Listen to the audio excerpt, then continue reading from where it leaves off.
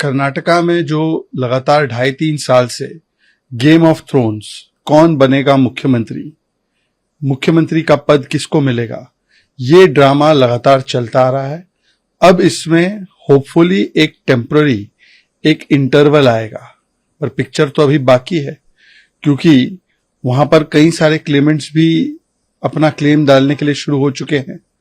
एक सवाल मन में उत्पन्न होता है कि क्या कांग्रेस केवल सत्ता की चिंता करेगी या जनता की भी, क्योंकि कल रात को एक थोड़ी देर के लिए बारिश आती है और बेंगलुरु के रोड्स तालाब में तब्दील हो जाते हैं। वाटर लॉक्ड रोड्स है, इंफ्रास्ट्रक्चर क्रम्बलिंग है, लॉ एंड ऑर्डर की सिचुएशन है, पानी की समस्या है पीने के लिए, महिलाओं की सुरक्षा की समस्या है, और सबसे ज्यादा हाईएस्ट टैक्सेस भरने के बाद भी इस प्रकार की स्थिति कर्नाटका की कर दी है। तो अब ये जल्द से जल्द एक एडमिनिस्ट्रेशन की ओर भी ध्यान दे, पीपल की ओर भी ध्यान दे, केवल पावर की ओर नहीं। पर दुख की बात है कि कांग्रेस पार्टी एक और बड़ा दावा करती थी कि हम देखो ओबीसी को रिप्रेजेंटेशन देते हैं। अब तो उनके कोई भी मुख्यमंत्री ओबीसी नहीं रहे, ना सुक्खू जी है, ना सतीशन जी है, ना उनके मुख्यमंत्री रेवंत रेड्डी जी है। तो ओबीसी जाति जाति करने वाले राहुल गांधी ओबीसी समाज को प्रतिनिधित्व नहीं देना चाहते। यही इनका असली चेहरा है और ये दिखाता है कि इनको कर्नाटका की कोई चिंता नहीं है।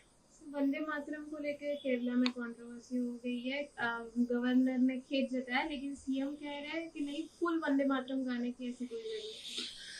See, it is very unfortunate that once again Congress and left ecosystem, they are keeping vote bank niti above Vande Mataram, vote bank niti above Rashtra Niti, because we know that Congress is now under the control of Muslim League, and Muslim League has said that we cannot have full Vande Mataram in the assembly, and we cannot even have it sung in the assembly despite the national protocol, and therefore the UDF government insulted deliberately the Vande Mataram by truncating it and by not playing the proper version of it.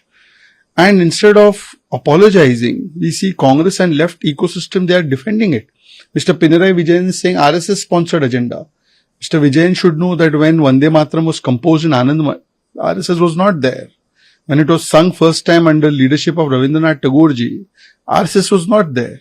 But unfortunately, they are obsessed. They want to give Hamas platform. They want to be okay with Jamaat's call for Islamic Republic, but they are against Bharat Mata and they are against Vande Mataram. It shows that their mindset is anti-India.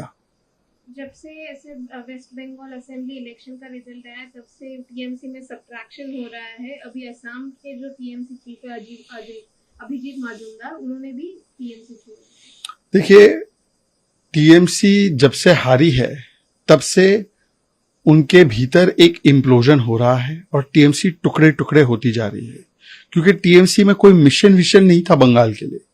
केवल corruption, commission, intimidation, इस प्रकार की politics पर वो टिके हुए थे।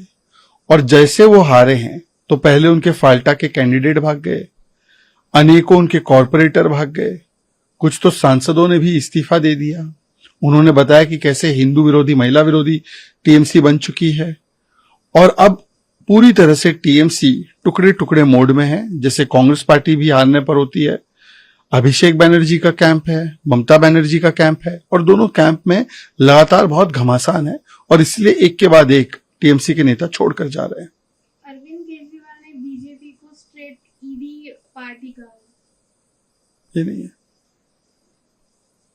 Sir. VD Satheesan जो है, उन्होंने कहा है कि जो पिनराई विजयन पे जो ईडी रेड्स की कार्रवाई है, वो उसमें मैं खुद देखूंगा, on correct time I will take the decision. You see, both these parties, left and Congress, they are the two sides of the same coin of corruption, commission and tushtikaran, and therefore they both operate at the same level. Congress also cries vendetta, vendetta when the court is acting against them and asking agencies to act against them. In this particular matter, in Vijayanji's daughter's matter, the court has given a green signal for the investigating agencies. It did not quash the entire investigation. And when the investigation is being done, at that time to attack the public police officers, to attack the investigating officers, to break the cars, to even manhandle a woman, it shows that the left party is full of goons. Congress party allowed this to happen by not ensuring adequate security, and both of them are guilty. And Rahul Gandhi himself used to say that Pinarayi Vijayan is the most corrupt man. So is Satishan ji not agreeing with that? ऐसे Samajwadi party हमेशा महिलाओं के सम्मान की बात करती है, लेकिन आज उन्हीं की पार्टी की नेता जो है गार्गी पटेल, उनको असॉल्ट किया गया है। देखिए, ये बॉयज विल बी बॉयज वाली पार्टी है समाजवादी पार्टी, जो बलात्कारियों के बचाव में आकर कहती है कि बच्चे हैं, गलती हो जाती है। ये वो पार्टी है जिसमें आजम खान है, जिन्होंने जया प्रदा जी से लेकर रमा देवी जी के बारे में क्या क्या अपशब्द और महिला विरोधी बातें बोली थी। ये नवाब यादव की पार्टी है, जिसने एक पीडीए समाज से आने वाली बेटी के साथ बलात्कार किया, तो डिंपल यादव और अखिलेश यादव जी ने उसको पूरा पेट्रोनेज दिया। और अब एक और घटना सामने आई है जिसमें दिखाई दे रहा है कि समाजवादी पार्टी की ही महिला नेत्री को उन्हीं के पार्टी के एक नेता ने, प्यारे यादव या कुछ नाम है उनका, उन्होंने प्रॉपर्टी डिस्प्यूट को लेकर कितनी पिटाई कर दी।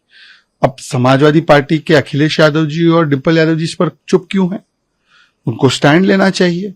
समाजवादी पार्टी गुंडों की और बलात्कारियों के संरक्षण करने वाली पार्टी है, उसका मूल चरित्र यही है।